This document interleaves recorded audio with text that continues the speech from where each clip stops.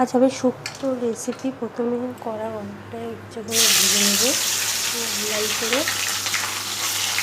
শুক্তোর জন্য আছে আলু, কাঁচকলা, মূলো, বেগুন, পেঁপে, একটা আর একটা মিষ্টি আলু। আর এখন উচ্ছেটা লাল লাল করে সব সবজিগুলো ভেজে নেব, তারপরে আপনাদের সব সবজি ভাজা হয়ে গেছে। শুধু কাঁচকলাটা একটু হালকা ভেজে নেবো আর বেগুনটা। আর গরমের সময় তো শুক্তো সবারই খাওয়া খুব দরকার।